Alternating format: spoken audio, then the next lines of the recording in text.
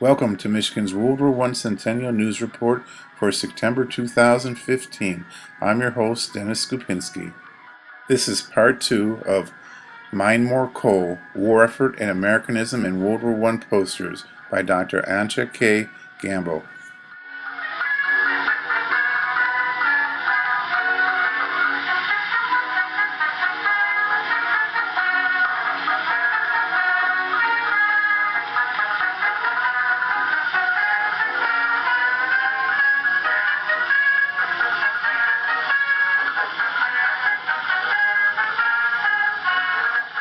One century ago, on September 5, 1915, Russian Tsar Nicholas II took personal command of the Russian army, hoping to rally his faltering troops.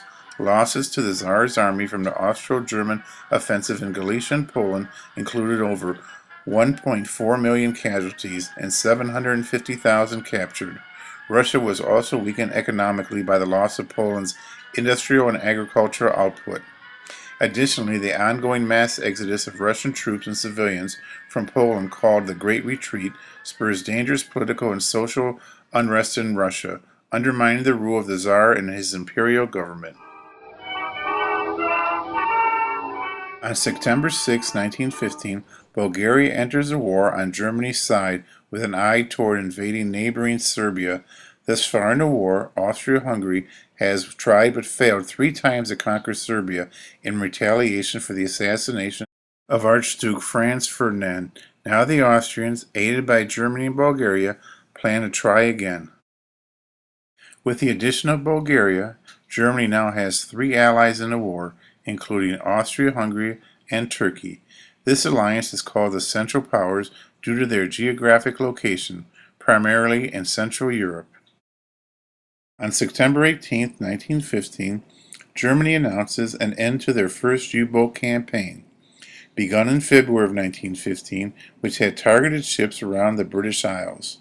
This comes in response to increasing protests and pressure from the United States following the death of American civilians at sea. The U-boats were then sent by the Germans to wreak havoc in the Mediterranean Sea, away from American shipping lanes in the Atlantic.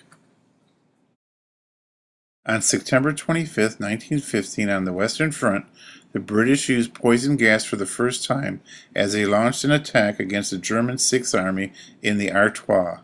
Chlorine gas was released from over 5,000 cylinders, creating a poisonous cloud that drifts towards the Germans, opening a gap in their front line.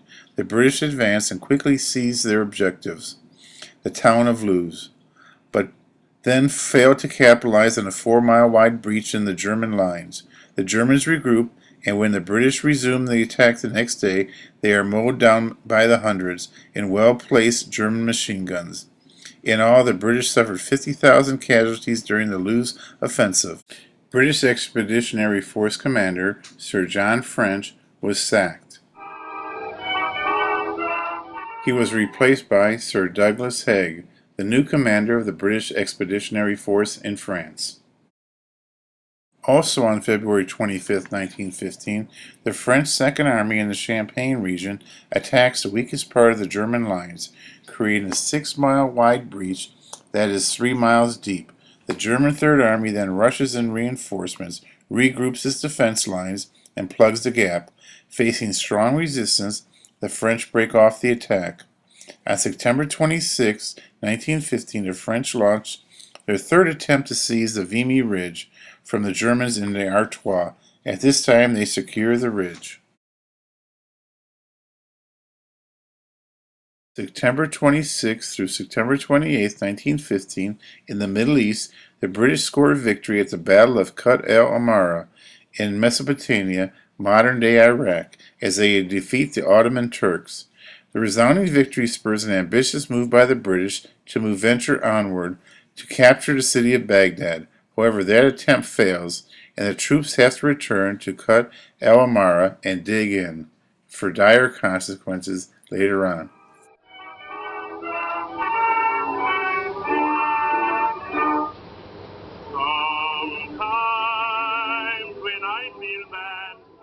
This is the first poster for the coal section of the war effort, and so One of these posters, there's kind of two sets of posters relating to the coal mining industry.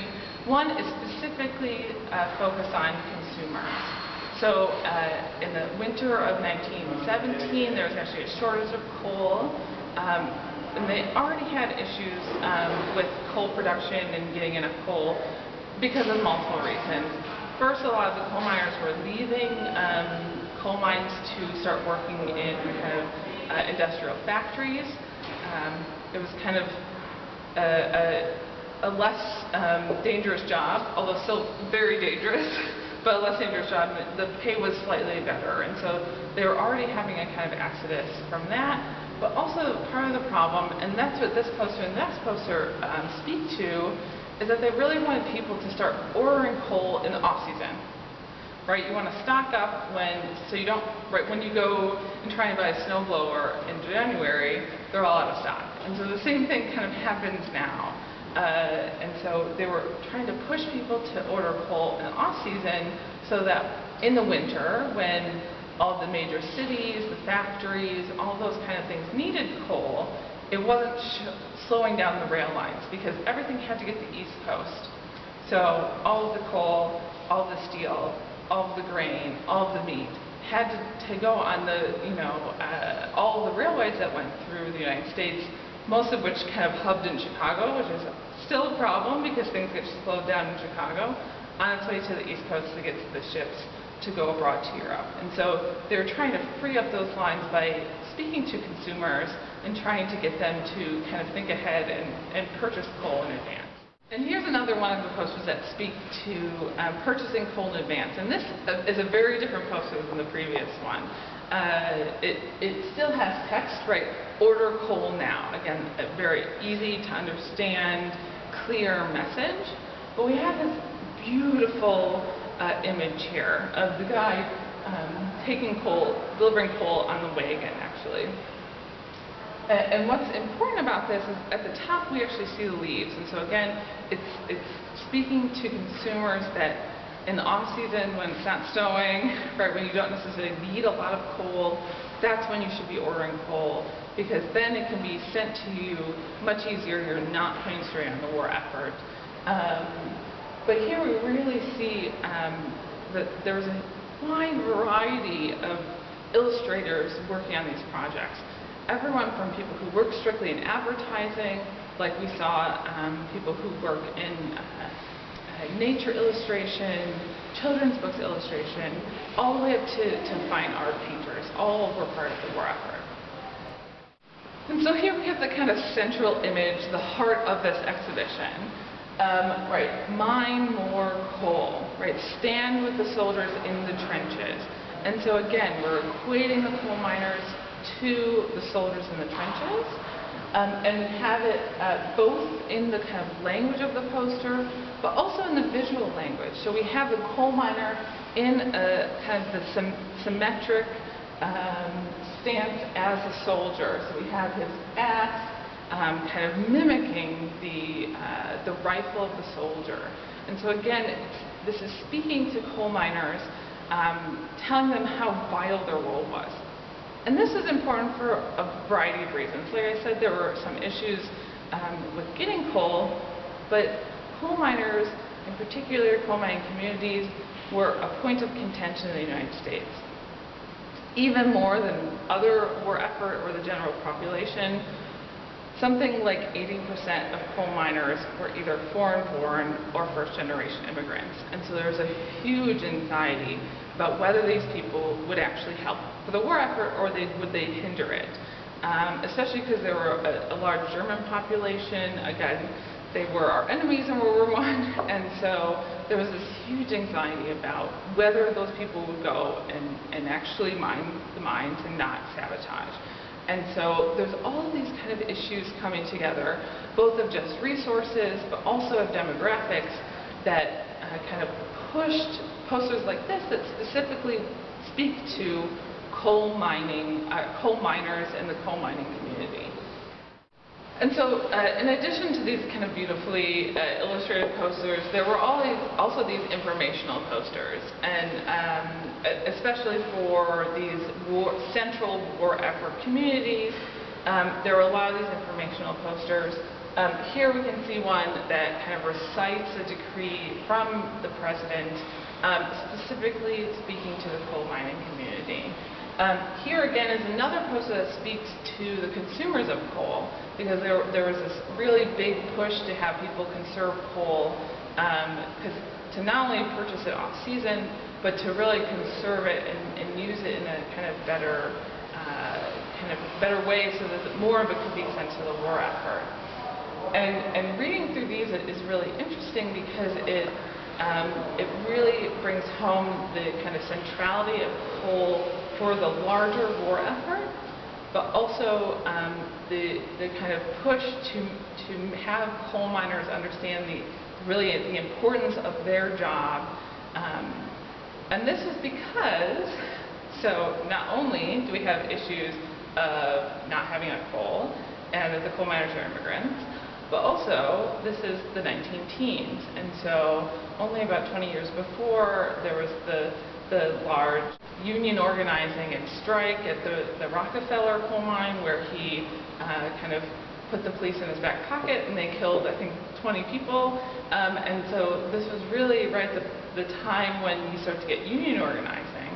And there was actually large strikes in 1917 and 1919, despite a law that was passed soon after we entered the war that actually restricted all central war effort industries from striking. So they did it anyway, because the owners of the coal mines used this to their advantage. Because there was no kind of controls on prices until very late in the war, they raise prices and then lower the wages of their workers, and there was no kind of controls from the government to control their wages. And so again, this is trying to kind of help the coal miners be happier about kind of the rough kind of the backhand they were getting from the coal mining owners.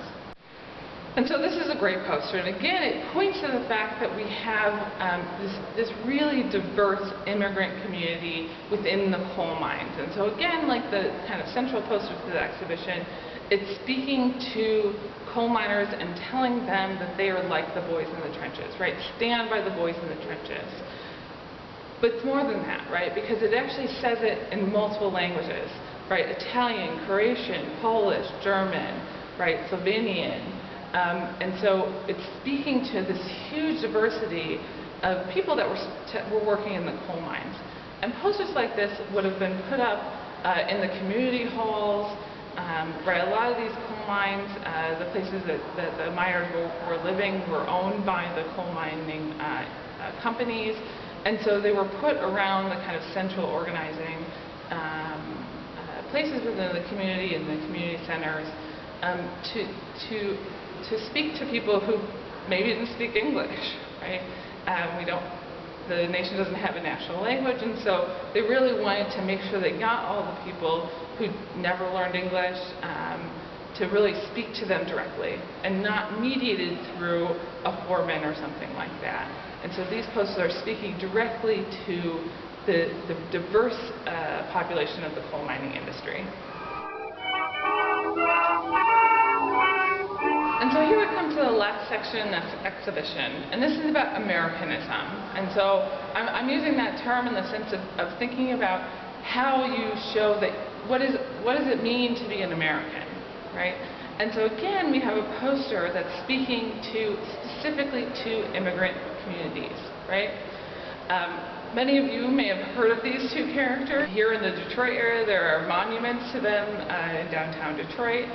And they were actually freedom fighters that had fought in the 18th century for freedom in Poland, and then they came to the United States and actually fought in the Revolutionary War. And so they were these icons of freedom over tyranny, long-standing in the United States. So all over the United States, you have monuments to them, you have I'm from Wisconsin, so you have Pulaski Day and all this stuff. And here you're speaking specifically to the Polish community, and the poster basically says, just like these icons of freedom fought for freedom in the United States, your new home, you should also fight for freedom for Poland, right? Because at this moment, and during World War I, Poland was not a separate nation. So part of it was run by the Austro-Hungarian Empire, part of it was controlled by Germany, part of it was controlled by Russia. And so this is playing on this idea of, right, you're Polish American. And so it's playing on the idea that you're both Polish, right? And so it's the kind of Polish patriotism pushing people to, right, want a free Poland, but also the American part, right? So as a good American, you also want, right, freedom from tyranny across the world. So here again we have one of these posters that really uses the kind of sex appeal of advertising. Right, Americans all, the title at the top really shouts out to you. And here we have what's called a Christie girl. And so just like the Gibson girl who came before her in the late 19th, early 20th century, Christie was the kind of next generation of the kind of iconic, beautiful woman. And so here we see her in a kind of, again, somewhat revealing kind of Greco-Roman gown. But again, the beautiful, right, blonde-haired, blue-eyed woman here, right, standing in as Lady Liberty, with the flag in the background, and the laurel wreath, right, over the honor roll. And so this is again one of these posters that there are multiple versions published. And so the names that are listed here changed. And so these were actually people who did donate money to the war effort. But also, as you might notice as you read through the names, it's important that these names these are not just any names, right? These are names showing the kind of diversity of the United States and of the population that was supporting the war effort, right? We have French and Irish and German and, right, again, showing the kind of melting pot of the United States in one poster and saying, again, Americans all. These are all Americans, no matter what your heritage is, you are all coming together to support the war effort. And just like all these other people listed here, you should also go out, even if you're German American or Polish American or French American. And so here is just a fantastic poster, right? Again, this is one of these enlistment posters. There's a huge variety of these, some that specifically, right, like Uncle Sam, just are universal. There are other ones that speak to businessmen, right, who should be down in the trenches. And this one was actually painted, the design for it was painted by a very famous painter whose name is Rudolf, who was really one of the most important contemporary painters of the time. And so again, just showing the variety of people involved in the war effort. And this poster is just fantastic because you see the kind of painterly quality. It doesn't have the kind of stark advertising look in the illustration as the other one.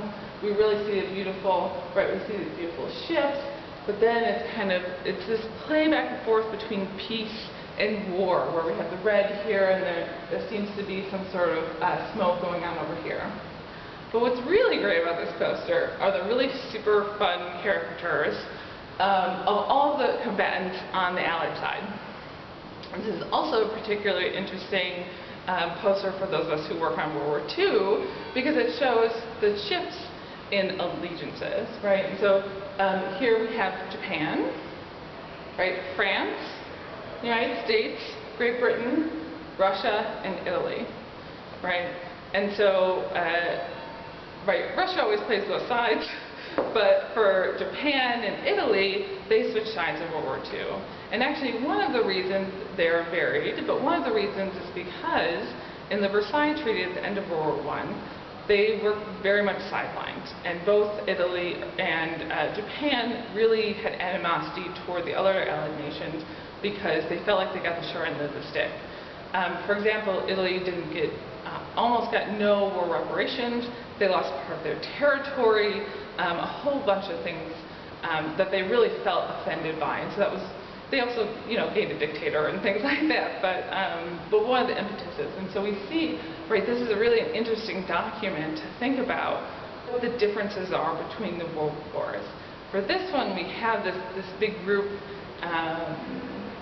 of combatants on the Allied side that shipped in the Second World War. And then we have these beautiful caricatures of the faces, right? So, and just kind of made very extreme, where the American is, again, this blonde-haired, right, cigarette-smoking Navy man, and we have the Italian with the big mustache, and really just great caricatures to again emphasize that all of these different nations are coming together under this kind of umbrella of fighting for freedom. And so here we have one of the posters for one of the 4 war films. And this was actually a really hard poster to research because there's almost nothing written on the war films. As far as I understand, none of them exist anymore, so I have absolutely no idea what they showed. There's very little documentation about what kind of narratives were there. But we have some of the posters, right?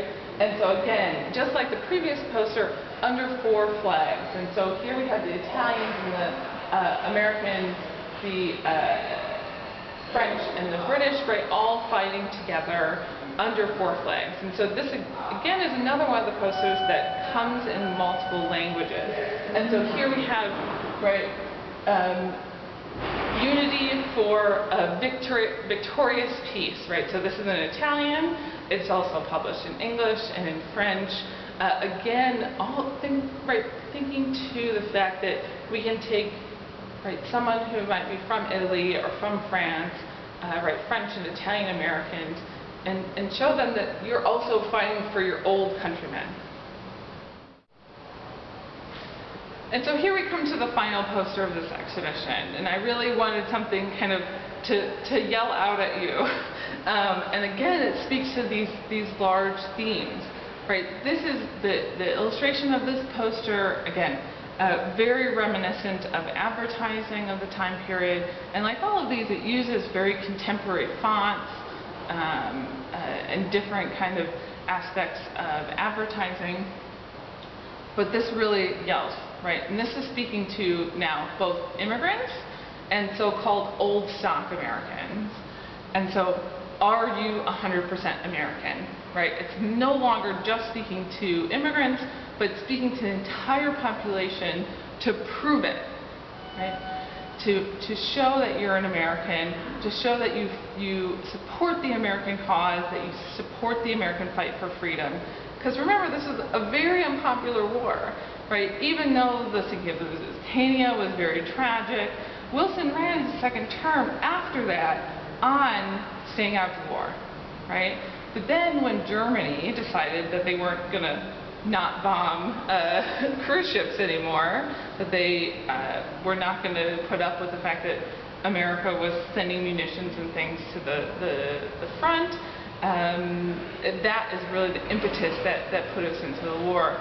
And yet it was still not very popular. And so again, all of these posters speak to the fact that we really had to convince the American public through things like posters and, again, films, children's books, pamphlets, postcards, just a huge variety of things to support the war effort, right? Because there wasn't rationing, because there were only slight restrictions on pricings for war effort industries, it was really up to the general American public to really come together. And the United States also didn't want to borrow all their money, and so these Liberty loans were integral to that, and in the sense that they really wanted, again, sense of volunteerism. And there are some of the estimates, so there's an estimate that was made in '39, thinking about how successful World War I war effort was for when the United States was entering World War II. And the estimate was that the United States spent around $33 billion on World War I. I'm sure that number is larger for World War II, But it was partially through this large propaganda effort, right, by the CPI, created only about 2 weeks after war was declared, that these posters are a part of, that really helped support the American war effort. And again, we were only there for 18 months, so the United States, which was not ready for war, really could come together.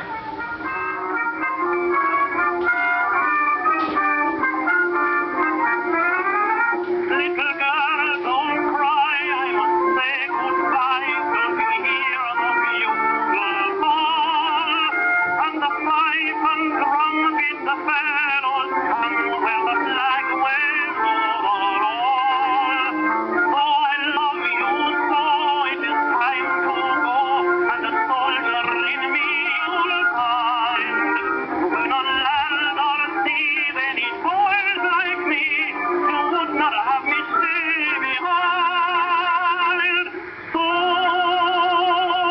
send me away with a smile, little girl, brush the tears from eyes of brown. It's all for the best, and I'm off with the rest of the boys from my own hometown.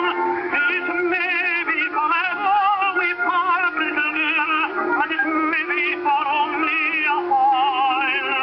But if until we must, then our God is our cross. So send me